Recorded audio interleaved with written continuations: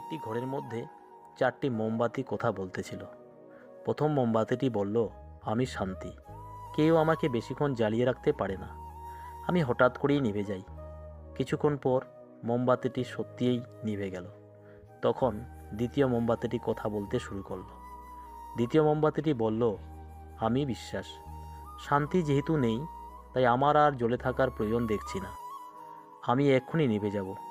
এই বলে দ্বিতীয় মোমবাতিটি আস্তে আস্তে নিভে গেল। তৃতীয় মোমবাতিটি সব কিছু দেখছিল। সে বলল, আমি ভালোবাসা, যেখানে শান্তি আর বিশ্বাস নেই সেখানে আমি বেশিক্ষণ টিকে থাকতে পারি না।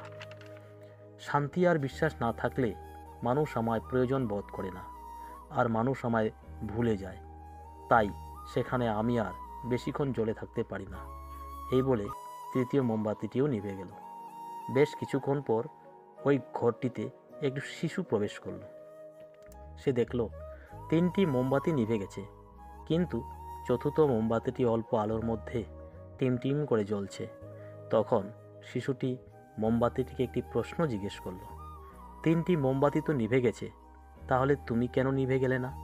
এইভাবে তোমরা আমাকে অন্ধকারে রেখে যেতে পারো না? চারপাশটা কত অন্ধকার, ওই 3টি মোমবাতি জ্বললে আমার খুব সুবিধা হতো, আমি সুন্দরভাবে চারদিকটা দেখতে পেতাম। চতুর্থ মোমবাতিটি তখন বলল, আমি যতক্ষণ জ্বলছি তোমার কোনো ভয় নেই, তুমি চাইলে আমাকে দিয়ে বাকি মোমবাতিগুলোকে আবার জ্বালিয়ে দিতে পারো। আমি আশা, সবাই ছেড়ে চলে যায়, কিন্তু আমি কাউকে ছেড়ে চলে যাই না, আমি জেগে থাকি, জ্বলে থাকি প্রত্যেকটা মানুষের মধ্যে। এইভাবে তুমি চাইলে আমাকে দিয়ে বাকি মোমবাতিগুলোকে জ্বালিয়ে ঘরটিকে আবার আলোকিত করে তুলতে পারো। গল্পটিতে লুকিয়ে আছে আশা নামে একটি শক্তি, আশা যেটি সবসময় জেগে থাকে আমাদের মাঝে। শান্তি, বিশ্বাস, ভালোবাসা সবাই আপনাকে ছেড়ে চলে গেলেও এই আশা আপনাকে কখনো ছেড়ে চলে যাবে না। হাজার হতাশা, হাজার দুঃখ, সমস্যার মধ্যে ডুবে থাকলেও আশা মানুষকে নিভতে দেয় না।